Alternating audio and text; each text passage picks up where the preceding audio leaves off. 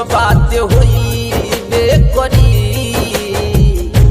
उनका से मिलला के बाद, कुछ तो बात हुई बेकरी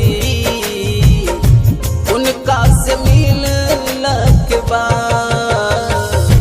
दिल तोड़ जाई है या जार जाई है, दिल तोड़ जाई है या जार जाई है, पाई के पियावा के प्यार।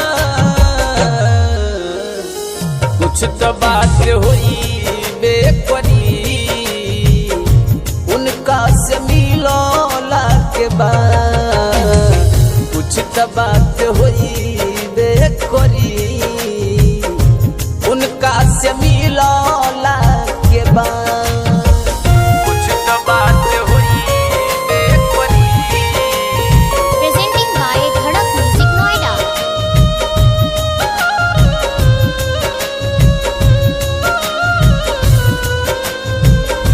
उनका से मिलला के बाद, याद करो ह दिन रोवत रहली मोह दिन, अखिया के लोरावा से जात रहे ओढ़नी भी, जात रहे ओढ़नी। याद करो ह दिन रोवत रहली मोह दिन, अखिया के लोरावा से जात रहे ओढ़नी भी।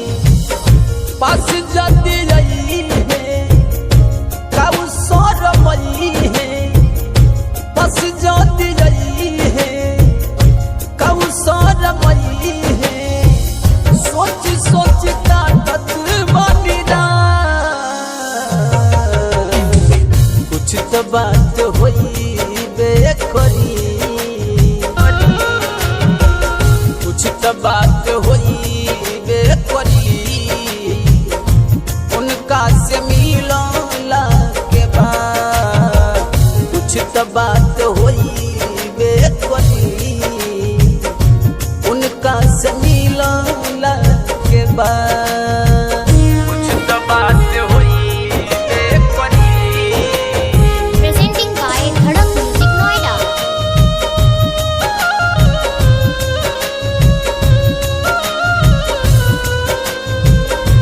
उनका से मिलला के बाद, हमरा का होई हम तो होई दीवाना, उनके नाम धोके कहे पगला जमाना, पगला जमाना।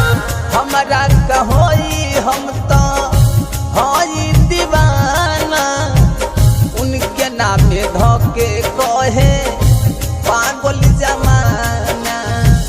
राइटर मधुर कहे मुसारी दुख न सहे, राइटर मधुर कहे मुसारी दुख न सहे, प्यार पैल भइल अपराध।